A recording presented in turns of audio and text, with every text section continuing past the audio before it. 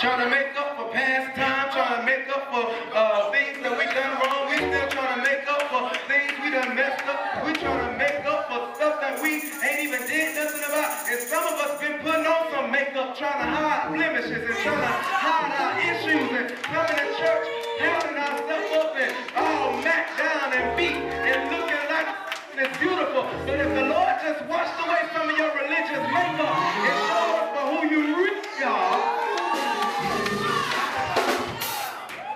we'll see the real you. Because many of us been walking around here, I don't look like what I've been through. Because we got on makeup.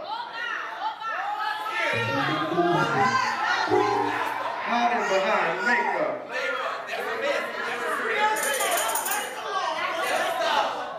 But the Lord wasn't trying to make up. The Lord wasn't trying to make believe. But the Lord was making a man. How do you make a man? How do you make a man? The only thing that a real making of a man is in the image of God. I know what a lot of people say what a man really is, but if he don't have the image of God, it ain't a man. But God began to make this man in his image, and he began to get down, and he said, I know that I can't speak this thing. I got to use my hands. Anytime that you see in the Bible where hands are mentioned, it is talking about first the creative ability of God.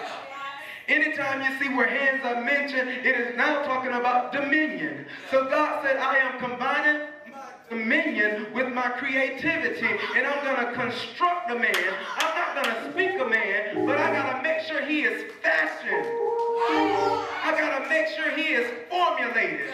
I got to make sure he is constructed in my image. I'm not just going to speak a thing. I'm going to take my time and I'm going to carve him out. I'm going to carve out his spirit. See, y'all got that, you got it all wrong because you thought the making just came from the dust. But after that was just this shell. After the Lord began to cause molecules to come together, it caused his atomic structure to begin to line up. He began to cause white blood cells to come from sand, and he caused a liver to come out of the mud, and he began to cause a heart to come from clay. He began to cause bones to come from granite. He began to cause hair to come from dust.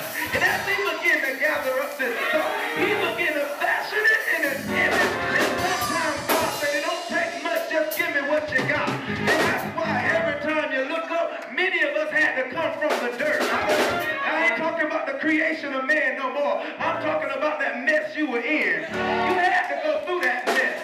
You had to go way down. Because the Lord said, if I have to reach way down, he had to get you out the muck and the miry clay. Because that's the best ingredients to make a man. He had to get you out of that filth. Because that's the best ingredients to make a man.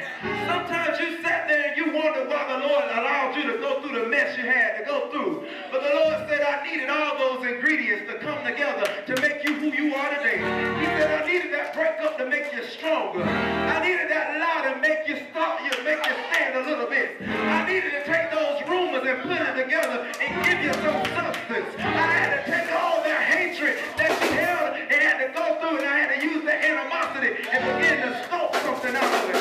God said, I took all that dirty stuff and I made some out of it. Touch yourself and say, God made some good. And when the Lord got through with all your mess and your filth, when the Lord got through with all that stuff, he looked at it and said, it is good. I know it don't look good right now, but when the Lord is finished with you, he's going to say, it's good. I know it don't feel good right now, but when the Lord is finished with you, he's going to say, I know it seems like you're about to lose your mind right now because your money not lining up and your children acting crazy and your spouse cheating on you and people putting out lies on you, and every time you turn around somebody got your name in their mouth and seems as if everything you try to do, it seems to crumble and fall, and every time you try to do good, evil is always present, and you're at the point right now you got to throw in a towel. The enemy wants you to give up on your ministry. He want to tell you you ain't anointed. I don't know what you're preaching for. You preaching with a struggle. You still got dirt on you. You still got some mess on you. You might as well sit down. I know you ain't trying to prophesy. You still got some dirt on you. You still got some mess on you. I know you're not trying to sing in a choir. You need to sit down somewhere. You ain't nothing. And the enemy is beginning to speak I need y'all to go with me to flip over a couple of chapters. Go to chapter 3. Somebody say chapter 3. And we're going to start at verse 8.